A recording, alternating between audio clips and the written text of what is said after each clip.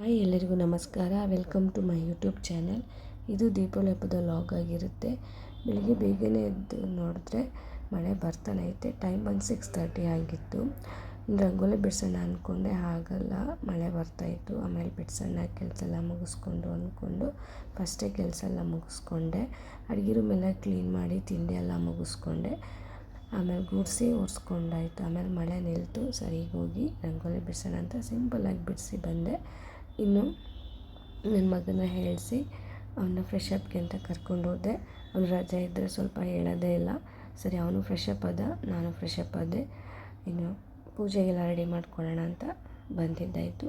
ಇದು ದೀಪಾವಳಿ ಹಬ್ಬದ ಡ್ರೆಸ್ಸು ಸಿಂಪಲ್ಲಾಗಿ ತೊಗೊಂಡ್ವಿ.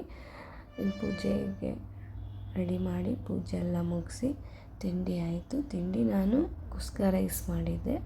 ಇನ್ನು ಹಿಂದಿನ ದಿನವೂ ಕೂಡ ವ್ಲಾಗ್ ಶೂಟ್ ಮಾಡಿದ್ದೆ, ಅದನ್ನು ಕೂಡ ಇಲ್ಲಿ ಶೇರ್ ಮಾಡ್ತಾಯಿದ್ದೀನಿ. ಹಿಂದಿನ ದಿನ ತೊಗರಿಕಾಯಿ ತಂದಿದ್ದೆ. ಈಗ ಸೀಸನ್ ಅಲ್ಲ, ಅದರಿಂದ ಅದರಲ್ಲೇನಾದ್ರು ಮಾಡೋಣ ಈ ಹಬ್ಬಕ್ಕೆ ಅಂತೇಳಿ ತಂದಿದ್ದೆ. ಹಿಂದಿನ ದಿನವೇ ಬಿಡಿಸ್ಕೊಂಡೆ. ತುಂಬ ಲೇಟ್ ಆಗುತ್ತೆ ಹಬ್ಬದ ದಿನ ಬಿಡಿಸೋದೆಲ್ಲ ಅಂತ. ಹಾಗೆ ಒಂದು ಸಿಂಪಲ್ ರಂಗೋಲಿ ತೋರಿಸ್ದೆ ನನ್ನ ಮಗಳಿಗೆ. ಈ ರಂಗೋಲಿ ಬಿಡ್ತೀನಿ ಮಗಳೇ ನಾನು ಈ ಹಬ್ಬಕ್ಕೆ ಅಂತ. ಇಲ್ಲ, ನಾನೇ ಬಿಡಿಸ್ತೀನಿ ಅಂದಳು. ಸರಿ, ನಾನೇ ಮಾಡ್ತೀನಿ ಅಂದಮೇಲೆ ಯಾಕೆ ಬೇಡ ಅನ್ನೋದು ಬಿಡಿಸಾಯ್ತು ಅಂದೆ. ಹಾಗೆ ನಾನಿಲ್ಲಿ ದೀಪ ಕ್ಲೀನ್ ಮಾಡ್ಕೊಳ್ಳೋಣ ಅಂತ ದೀಪ ಕ್ಲೀನ್ ಮಾಡ್ತಾಯಿದ್ದೀನಿ. ಸ್ವಲ್ಪ ಬಿಸಿನೀರಿಗೆ ದೀಪ ಎಲ್ಲ ಹಾಕ್ಬಿಟ್ಟು ಒಂದು 10-15 ನಿಮಿಷ ಬಿಟ್ಟು ಒಂದು ಸ್ವಲ್ಪ ಸೋಪನ್ನ ಸ್ಕ್ರಬ್ಗೆ ಹಾಕ್ಕೊಂಡು ಮಾಡಿದ್ರೆ ಮುಗೀತು, ಕ್ಲೀನ್ ಆಗುತ್ತೆ. ಆಮೇಲೆ ಬಟ್ಟೆಯಿಂದ ಒರೆಸ್ಕೊಂಡ್ರೆ ಮುಗೀತು.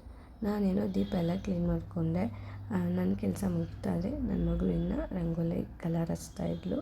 ಇನ್ನು ಮಿಡಲು ಕೂಡ ಇದೇ ಥರ ಹಚ್ಬಿಡ್ತಾಳೆ ಅಂತೇಳಿ ನಾನು ಹೋಗಿ ಹೀಗೆ ಹೆಲ್ಪ್ ಮಾಡಿದೆ ಅವಳಿಗೆ. ಫೈನಲಿ ಹಿಂಗೆ ಬಂತು. ನನ್ನ ಮಗಳು ಇನ್ನೂ ಕೂಡ ಡಿಸೈನ್ ಮಾಡ್ತಾನೆ ಇದ್ಲು, ಬೇಡ ಸಾಕು ಬಿಡು ಅಂತೇಳಿ ದೀಪ ಹಚ್ಚಿದ್ವಿ ಸಂಜೆ. ನಿಮ್ಮ ಮನೆ ಮನ ಶಾಂತಿ ಸಂತೋಷದಿಂದ ತುಂಬಿರಲಿ, ಪ್ರಜ್ವಲಿಸುವ ದೀಪಗಳಂತೆ ನಿಮ್ಮ ಬಾಳು ಬೆಳಗಲಿ. ಎಲ್ಲರಿಗೂ ದೀಪಾವಳಿ ಹಬ್ಬದ ಶುಭಾಶಯಗಳು. ದೀಪಾವಳಿ ಹಬ್ಬದ ದಿನ ತುಂಬಾ ಜೋರು ಮಳೆ ಇತ್ತು. ಹಾಗೆ ಪವರು ಕೂಡ ತೆಗೆದಿದ್ದ. ಇನ್ನೂ ಸ್ಪೆಷಲ್ ಅನ್ನಿಸ್ತಾಯಿತ್ತು, ಪಟಾಕಿ ಸೌಂಡ್ ಇರಲಿಲ್ಲ.